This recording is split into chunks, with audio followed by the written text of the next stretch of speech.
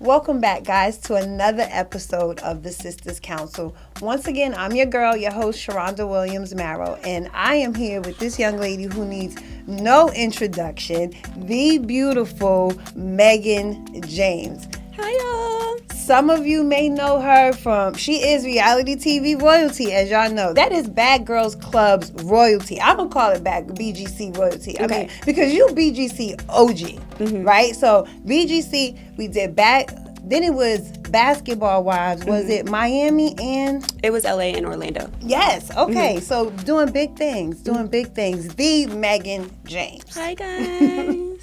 Happy to be here today. Right? How are you? I'm good. I'm excited. I'm very grateful that you were able to come and pull up with us today and let people know who Meghan is and what she's doing, right? Because sometimes from reality TV, we only get to see the drama, right? Because that's what they need to. That's what they. That's what they need. Right. They need it. That's what's going to get them clicks. That's what's going to get the people watching.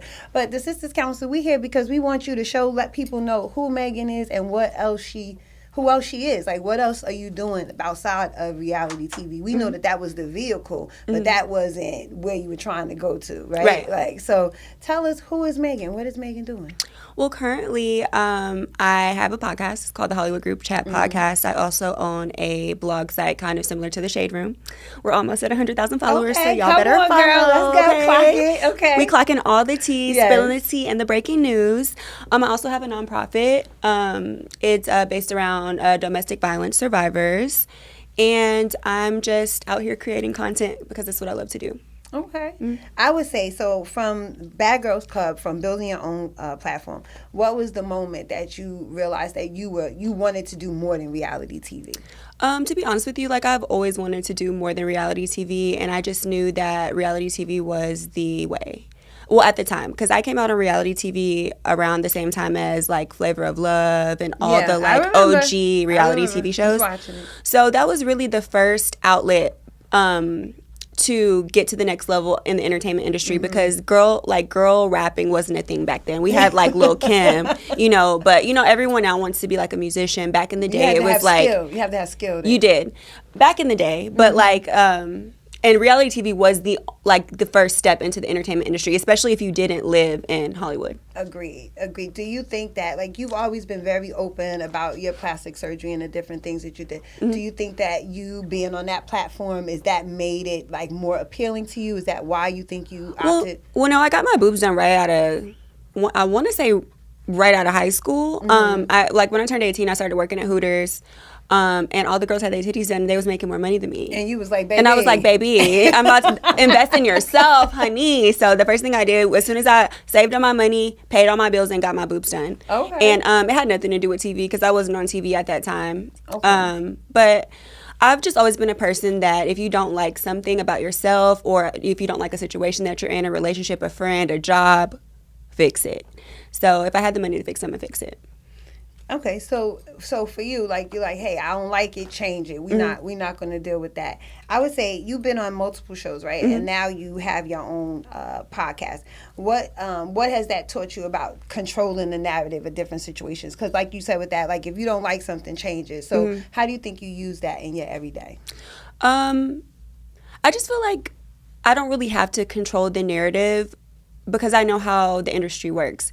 I can try to control the narrative, and people are still going to believe what they want. People are going to still say what they want to believe. Yeah. And I just learned to only value the opinions of people that I actually know and care about. That matters. And I feel like since being on TV for so long, you have to have thick skin. So I don't necessarily try to control people's narrative. It's just like, believe what you want to believe. Like, I know the truth and you don't know me. So it doesn't really affect me one way or the other.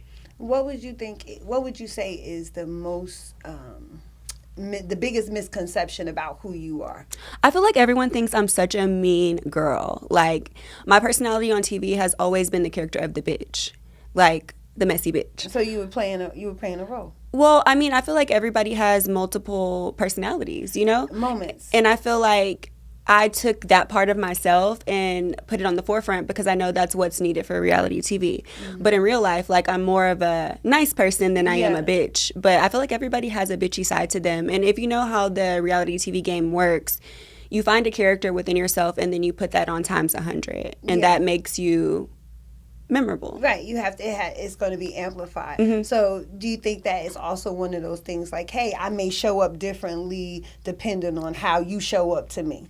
Right? Like, Very much so. You deal with people on based off of what they're giving you. Right. So what would you say people need to know about Meghan as so they don't get the bitch? What do you want people to know? Exactly what you just said. Like, if you come at me nicely, I'll be nice to you. If you come at me in a weird way, I'm gonna be weird. Okay. It's like, you know what I'm saying? Like, you gonna get the last joke, but I'm gonna get the last laugh. So it's like, just treat people how you want to be treated. You know, we get taught that at an early age, and I feel like that's something that people should consider in their life. If you want people to treat you good, treat them good. Do you ever look at like your like Natalie and what she's doing and in comparison to her life, and you like, if I would have stuck in it like with the way she went down, you know, different things that she did, like this is where I would be, or like how do you feel about that? I respect Natalie and everything that she's doing. She's working. Yeah, she's working in a way that works for her. Right. So Natalie, as long as I've known her, which is over I'm 35, I've known Natalie for like 15 years. She's always been Bad Girls Club. Like, she eats, sleep, and breathes Bad Girls Club her whole life. And now she's like, you know, a CEO of a Bad Girls Club style show. Yeah. That's not, like, I knew Bad Girls Club wasn't the end for me. It may have been the beginning, but I never wanted to eat, sleep, and breathe Bad Girls Club. So Natalie doing that, she manifested what she has. And that just wasn't my path. Like, I am happy that I got that experience because it did give me a platform, but I just see bigger for myself. And I just feel like money isn't everything. Like, yeah, Natalie's making millions now, but, like, you're sacrificing your, like, soul kind of in a way, you know? So what would you say if you could look in the camera and you could speak to the baddies that are walking into the show and they're looking at this platform and they're like, this opportunity is going to change my life. What advice would you give those young girls? What would you look in the camera and tell them? What would you tell them? I would just say that, like, all money's not good money. I feel like, you know, it's okay to take the opportunity, but once you take it, use it to your advantage. So if you see yourself trying to go past Bad Girls Club, you're going to have to take the opportunity to your advantage. And you can't just get on there and think, you know, you want to be the fan favorite and beat everybody up, because 5 years from now, you're going to be looking back at that when you're not getting brand deals with McDonald's and you're not, you know, on these BET carpets because of your past, because I've had to deal with that myself. Yeah. You just have to make good decisions. That's what I would say. I think that's awesome. And I'm going to be honest, like when, you know, having you here, I was like, Meghan, I was like, oh, she might be a little intimidating because all we know about Meghan James is, you know, the persona, the perception. But I want to say, sitting here, like, and just us talking and your energy, you are a beautiful person. Thank you. I love your energy. I would say, so fame can isolate you. What have you learned about friendship and trust since becoming famous? Just don't tell nobody your business, your wins or your losses or your ideas, good, bad, and ugly. Keep it to yourself. Talk to God, because, like, people want to see you do good, but not better than them. So that's probably the biggest lesson I've learned. I used to be a super open book. You know, I used to think I have all these friends, and I would tell them all my business and, you know, all my plans and my goals, and they weren't really in my corner. So I had to learn that the hard way. So, like, coming into my 30s, I was just like, you know, I'm just going to keep my business to myself, my wins and my losses. Yeah. That's unfortunate. I mean, because that is the purpose of the Sistas Council, right? The Sistas Council is a space for women where they feel as though, hey, we can have real vulnerable conversations and not be judged. Hey, I made a mistake. Hey, celebrate my wins with me. Celebrate, you know, hey, and sometimes I might need you to cry with me about these losses. And that is what the Sistas Council is. So are you saying you don't think that, so no, there has to be some women in your life that you feel as though they pour into you. I mean, I feel like I'm a great friend to my friends, and I allow them to vent to me and pour into me what they're going on, and I give them my advice through my experience. But it's really hard to trust people. And you know, the people that I felt that were closest to me have like crossed me in a way. So it's like, I'd rather just talk to God. Well, listen, you can't get a therapist. Like, if you got to talk to somebody, get a therapist. You know, who if you feel like compete with God? No one. But sometimes people feel like they need to talk to like a person. Get a therapist. Okay, well, that you have the council, okay? That's what you have us for. You have a safe space where, hey, I can have these conversations. And the only part of your business that you want out, as far as this is concerned, is what we discuss right here. But outside of that, having a council is absolutely necessary, because I feel like that's what, as women, we pour into each other. Like, you're good, you're bad, you're ugly. I want to be there with you, sis. Like, let me help you celebrate that, your successes. Looking at you right now and saying, if there is anything that I could go back and do differently in your career, what would you say it is, right? Because now you know some things. So what would you do differently? To be honest, I would have not went to college.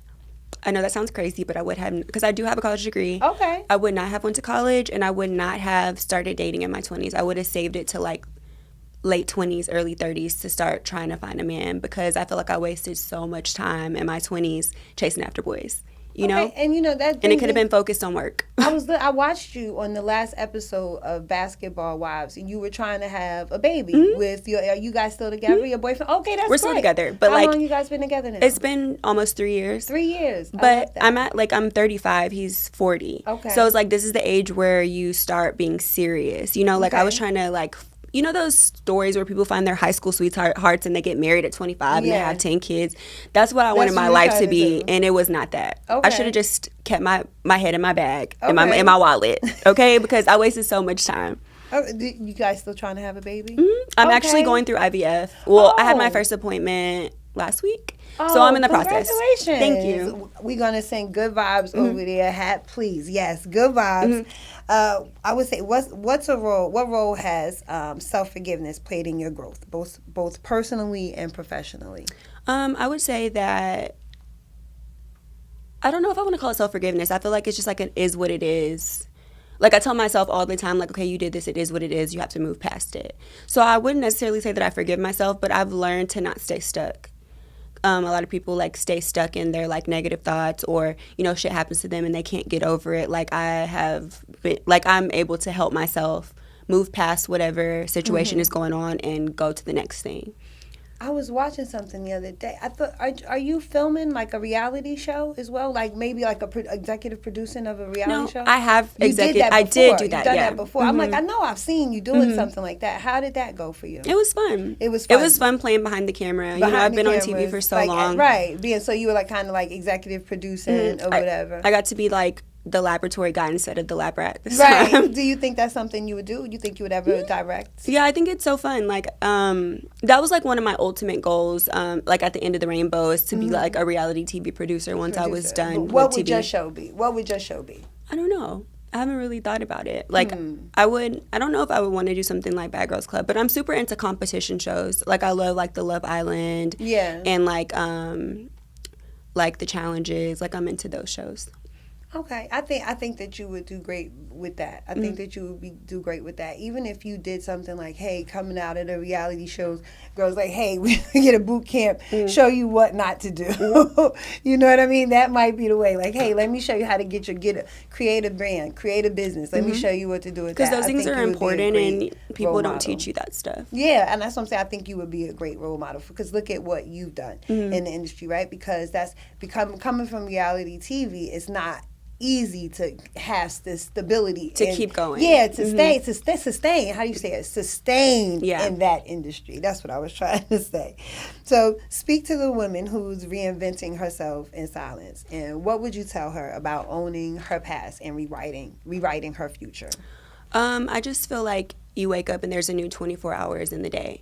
So you don't have to dwell on the shit that you did yesterday, whether it be right or wrong. Just know that like every day that you wake up, God gives you another chance to recreate whatever you have going on. And the only advice I would give everybody is just to stay consistent, because things aren't always going to be immediate.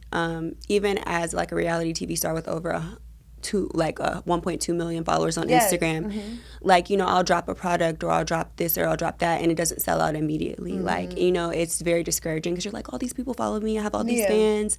But like, just to stay consistent, even if 2 people see your post, it doesn't matter because 2 becomes 20, becomes 2 million at some point. Going. So just keep going. Just keep going. Mm-hmm. I love that. I love that. You know, this has been really, really beautiful just sitting here, just getting to know you, right? Mm-hmm. And that's why it's a beautiful thing. It sounds cliche to say it, never judge a book by its cover, Mm-hmm. its cover, right? But it's so true, right? Because people have no idea how deep you are. Yeah. And just, you know what I mean? Like how warm you are. I love that. Thanks. I love that. Mm-hmm. Are you the only child? No, I'm the oldest of You're 7. the old of 7. Mm-hmm. How many sisters? I have 4 sisters, 3 brothers. Are you guys close? We're okay.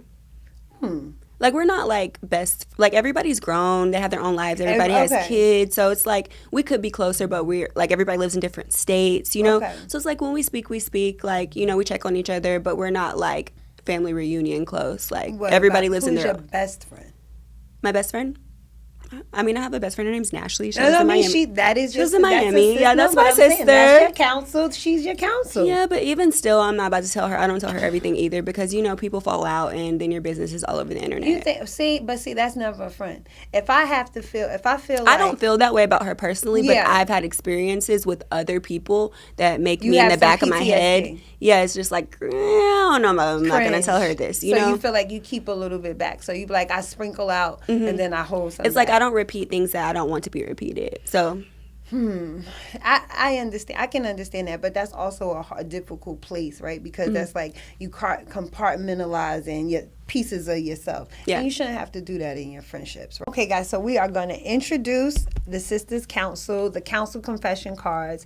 Miss James is going to pull a card and she is going to speak her truth.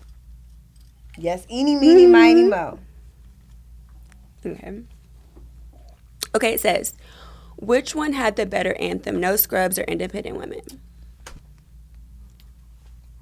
I think Independent Women for sure. Independent. So okay, I was singing No Scrubs. I was singing No Scrubs. I was singing No Scrubs too.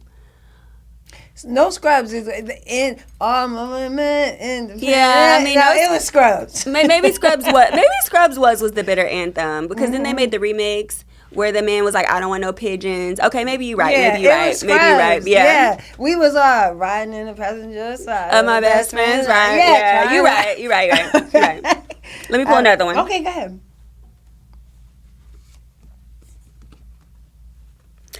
Girl, I'm tired of these music questions. And What is that? whose album was more influential? Miseducation of Lauryn Hill or Dangerously in Love? I'm going to say Dangerously in Love because I wasn't born with Miseducation of Lauryn Hill. Okay. It was Education of Lauryn Hill for me. Girl, I was about to say, if this asked me about another song. Okay. What was This this one one? says, what slang takes you back? That's My Baby Daddy or You Go Girl?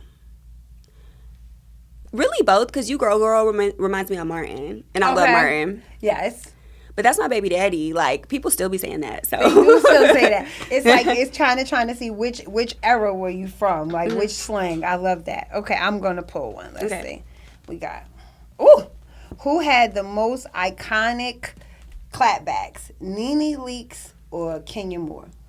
Of course, Nene. Nene Leakes. A million Brazilian Nene percent. Leakes. Give it up for the queen. Nene didn't get drugged across the stage, so Nene Leakes. I love Nene. Yes, gotta give it. She's to such a Nene. good person. Love it. Love Nene. We gonna do another one? Let's see. We got time for another one. I think. Let's see. Let me pull one. Ooh. Okay. How do you balance ratchet and righteousness in one Sunday? I'ma say you're going to go to church in the morning, or even if you don't go to church, even if you just put on your gospel, do a little, 1-2. Little 1-2. And then on Sunday night, you're going to turn on a little Ratchet TV and just, so you get a little bit of both. That would be my Sunday. That's how you balance the ratchetness, because I'm going to give it up to Jesus in the morning and then... Girl, I know people that go out Saturday night, don't get home till 4 o'clock in the morning. And then go to church. Then go to church and then go to brunch. And have a mimosa. A couple twerks too. Okay, I love it. This says, what's one grudge you're still holding and why haven't you let it go? I mean, 1 or 100 because I'm Mrs. Grudge Holder. Ooh. Like, I don't let anything Petty go. boots? Petty boots. Don't let anything go. You got one time to act funny with me, and I'll never talk to you ever again. Okay. So, I believe in holding grudges. Okay. So you saying there's a few. There's a few. There's not just one. Mm-mm. Okay. You want to put a name on it? Mm-mm. No. Ooh. No, okay, she gonna show you some grace. Cause I am a person, I believe, I tell people all the time, once I see you, I can't unsee you. Exactly. Right? Like, so if you give me a negative like connotation, it's hard for me to review it. But I'm giving people grace. Girl, don't do that. I have to. You don't. It's the Sistas Council. What is that trend going on Instagram where it's like propaganda I'm not falling for? Ooh. I'm not giving people no grace. Clock it. Okay. Well, we have sipped this wine today, baby. And Miss James has got some things to say. I'm so grateful that she was able to come and be with us on this episode today. This episode was sponsored by Fidelity Wealth Group. It is a financial firm helping families create financial legacy. Their link will be in our bio. Thank you again for joining us on another episode of the Sistas Council podcast. Again, I'm here with the beautiful Meghan James. Be sure you are following her on her podcast. It is, again, the Hollywood Group Chat. Hollywood Group Chat. And thank you so much, sis, for being here. I appreciate it. It's been a pleasure. And see y'all next time.